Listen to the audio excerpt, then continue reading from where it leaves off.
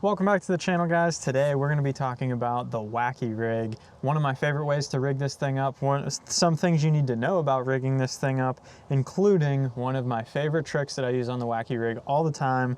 So we're going to break all that down in today's video, so stay tuned and let's get right into it. We're going to talk about some gear first, then we're going to fish it around for some Florida bass. Maybe we'll catch a big one, who knows, but let's get after it and see what we can do. All right, so before we get into talking about this Wacky rig and how to rig it a couple different ways, let's talk about the gear that you need to actually do what we're going to do in today's video. So the first thing, you know I've been loving this rod for all types of Senko fishing. This is going to be a 7'2", fast, medium heavy spinning rod, except it's very light in the hands. So it has the medium heavy backbone, but it has that real soft tip. This is the Cash and Icon. I've been fishing this one for a while. It has a super comfortable grip. I've absolutely loved this spinning rod. Anytime I'm fishing a Senko, specifically a Wacky rig, this is the one I'm gonna throw. It can horse some fish out of docks if you need to, but it doesn't feel like a medium heavy spinning rod where it's real heavy in your hands. You don't need this setup exactly. If you do want to get this one, the links will be down in the description for everything we're going to talk about in today's video. But honestly, your regular 7-foot medium spinning rod would work just fine. A 6'6" medium spinning rod would work just fine. You probably already had the setup to fish a Wacky rig. It's probably one of the first ones that everybody gets. So you don't need anything special. I've just really enjoyed using this rod and I've caught a lot of fish with it, and I've really enjoyed using it. So then I have a Shimano Sedona on here. This is the 2500 size. I spool that up with straight 15-pound test braid, and this is in a lime green color. This is the Suffix 832 neon lime stuff. I use that lime green braid. You'll see in today's video. I lay that line on the water. There's no wind out there. I just let it lay there on the water, and I can see what my bait's doing, whether it's going left, right, going out, sinking really slow. I can see when a fish opens their mouth and sucks it in because it darts a little bit. You can actually see it. It'll shock, like send a shock wave across the entire water because there's no stretch in your braid. So it floats and you'll be able to see it there, and then no stretch. That fish sucks it in. You can see it literally get sucked into that fish's mouth. So it's pretty cool being able to do that. I don't worry about the fish seeing the braid. I tie a leader on there. I was using a 10-pound leader in today's video. I usually use 8. I had run out of 8, so I used a 10-pound leader, about 10 foot of it. Those fish are never seeing that braid, and you get your bait to sink a little bit better with that leader because the fluorocarbon also sinks. So instead of having your braid create an arc and then go down to your bait, and having the visibility factor, you have your braid go out to the fluorocarbon, and then from there, that fluorocarbon will sink along with your bait and create a very natural presentation. So that's the rod and reel setup. And then we were just using today Gary Yamamoto Senkos. This is the 5-inch. That's all. I was actually filming the challenge video about the Senko sizes. I had just finished that and I already had this bag laying on the boat deck, so I just grabbed one of these out of the pack and started throwing that. It had worked just fine. And then the 2 other things that you need, 3 other things. One, I do not have with me, go figure. I literally made the entire video talked about how you need this tool. It's this tool right here. This is, I have like a G7 brand, I think it's called. It's the Japanese version. VMC makes them as well. They're just the VMC crossover ring pliers. You need something to open up these rings to get it over here. You can slide them on, but sometimes you'll rip your baits because they're a little bit tighter. I have used the O-rings in the past. I do not like the O-rings anymore. I love these crossover rings. I'll never go back to O-rings again. That's the whole reason for today's video, is talking about those crossover rings, how effective they can be, and why rigging them both ways, you can do different things with them. We're gonna talk about all that out on the water here very shortly. I'll show you how to rig both these baits. But that crossover ring is thicker, so it holds onto your bait better and it won't rip as easy. Those single O-rings, when you hook your bait, not only is your hook going a certain way, it might be crooked a little bit, but when you set the hook, it's just as, it may save you one bait throughout the day, but it's almost the same as just having a hook in the worm because it has a single point of contact and just rips right through the center of the worm, where this is like a whole guard, and it'll go across your bait in a little bit wider pattern, so it'll hold a little bit better instead of ripping straight through. So that's why I like to use those rings. I keep them in a 4, 5, 6, and 7 millimeter. The 4s and 5s I use on like trick worms, stuff like that when I'm truly fishing a Nico rig. I did some amazing trips this year fishing that Nico rig like that. We're gonna do a couple videos on that coming up in the future. Once spring rolls around, we'll be doing some Nico rig fishing and show you all about that. But the 6 and the 7 is what I use on my Senkos. They're a little bit fatter. It holds onto your bait better. I think the 6 is the one I use the most if I had to pick one size. And then they come in clear, green pumpkin, black. You can match your bait if you want. I just get the clear. I use the nail weight. If you want to use the nail weight, you don't have to, but we'll talk about that when we get to the Nico rig portion. And then the other thing that I used was the VMC Nico rig hook, the weedless one. So I've been using that one for wacky rigging for a very, very long time. I've started to use that more than any other hook. The little O hooks or octopus hooks, they're not really great for wacky rigging. They work, but they're not long enough in the hook shank to actually get a good hook set on some fish. So I use the Nico hook. It has that longer shank, but it has a light wire hook. You get really good hook sets, keeps the fish pegged behind their jawbone, and you don't lose as many fish. So that's a hook that I really like to use as well. Now that we got all the gear broken down, let's head out on the water. We're gonna fish a wacky rig first. Basic wacky rig, everybody pretty much knows how to do that. If not, this will be a learning video for you. We'll have the wacky rig video at the end of today's video, I believe.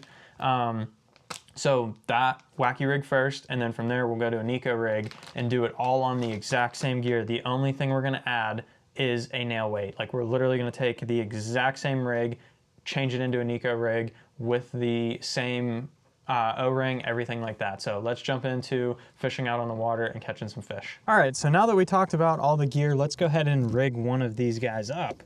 I know I already showed you all the necessary components, but we're gonna go ahead in here and grab everything we need. We're gonna use a 5-inch Gary Yamamoto Senko. This is watermelon red. Really, color doesn't matter, but down here in Florida, your watermelon reds, anything with red in it, and then June bug or black and blue. Those are like your go-to colors down here in Florida.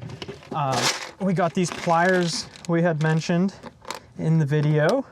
You will need these to go ahead and put this ring on. It helps a ton to be able to do this. And then we're gonna try a 6 millimeter first. We may go to a 5 millimeter. Truthfully, it does not. Somewhere in that size is gonna work just fine. And then we have our size 1 VMC weedless Nico hook. So we are gonna be fishing around some weeds, so we have the weedless version on. What we're gonna do, you're gonna put this on here, and it's like a textured plier so that it holds this in place instead of, if you use something smooth, if you did that, it would just shoot off. So we have that rigged just like that, and then we're gonna use this to spread it open and then feed the bait down through here. Theoretically, you could just slide this on here, but this just makes life a lot easier doing it this way.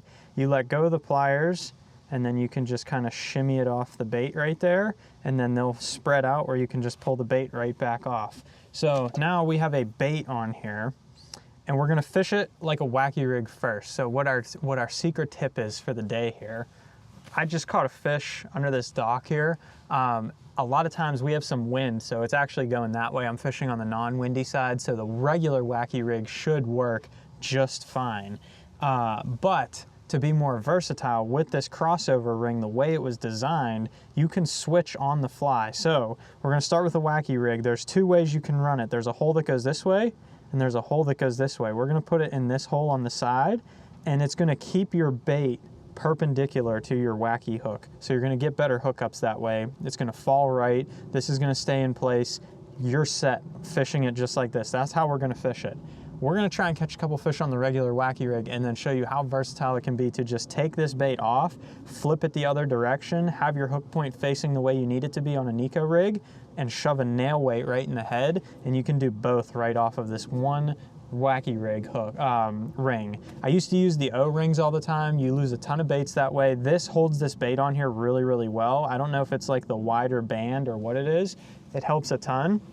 And then from there, you can just flip it on the fly. With an O-ring, sometimes your hook doesn't sit the way you want it to. Haven't had a ton of success using those. I mean, they work, but I like this one a lot more. I've started using them most recently fishing docks up back home.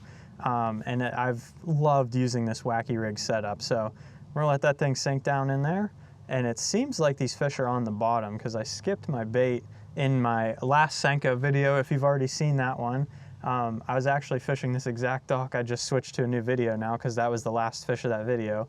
I skipped my bait underneath this dock and I let it sink down to the bottom, and as soon as it laid on the bottom, my line jumped because he had picked it up off the bottom. So it seems like they're down a little bit deeper today, but we'll see. So let's fish around and see what we can come up with. The biggest thing with the Wacky rig is literally just letting it sink slowly. You really want this thing on complete slack line and just making sure you're doing nothing to that bait to make it move unnaturally. And that's where the lime green braid comes into play. I just watch it as it sinks. I lay it right slack on the water, and I can tell everything I need to from that. And I don't have to actually touch the bait at all or work it or anything like that. I either know I have a fish on it when it hits the bottom, or I can pretty much reel it in and make another cast. So I make a very accurate cast right where I want it to sit, and then let it sink down as slow as possible, and that will get you the most amount of bites. And then I'll just keep covering water and throwing it to all the high percentage targets to get as many bites as I can. So I'll throw that one way under there.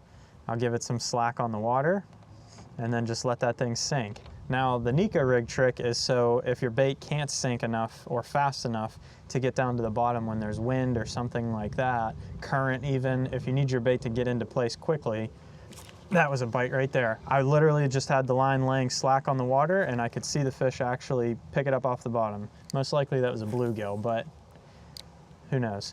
We'll throw it back under there and see what happens. But the Nico rig, when you put the weight in it, I'll be able to cast it to the same high percentage targets, but it's gonna get down much quicker and where I need it to be, and it'll sit in place rather than this thing just flowing in the current.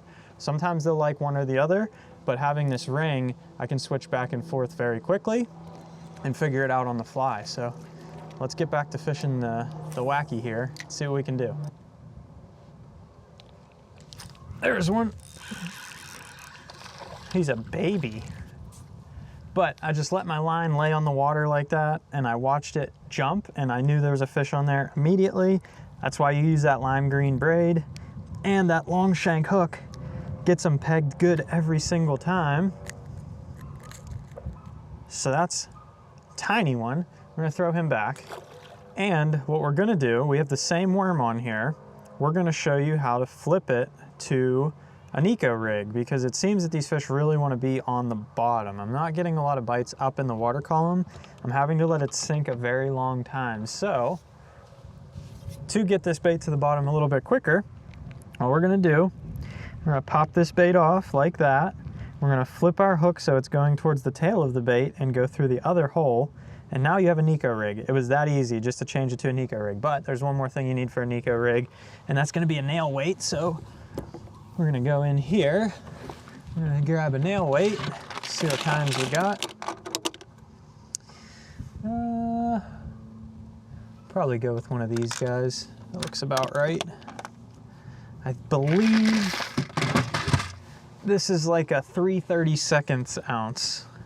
I usually carry a 1/16, a 3/32, and a 1/8. And I think this is the 3/32.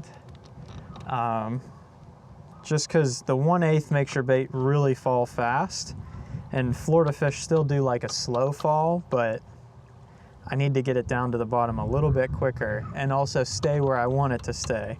So we just push that in the head of the bait, feed it all the way up, and now we have a Nico rig. Your bait falls completely different. You have a whole different rig all ready to go. Didn't even have to change your rod. So now this thing falls to the bottom much quicker. So let's see if we can catch us a fish doing this.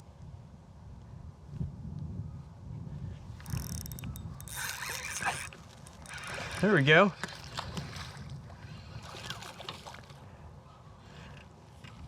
Another one. Also not a big one, but I was able to use the exact same bait, same rig, everything, just flip the hook orientation and get that bait to sink underneath that dock exactly where I wanted it, right up against the poles. So I hope you guys enjoyed today's video. If you did, hit the like down below, hit the subscribe button so you don't miss any more of my fishing videos coming up. Check this video out right here for more Wacky rig fishing tips, and we'll see you on the next one. See you, buddy.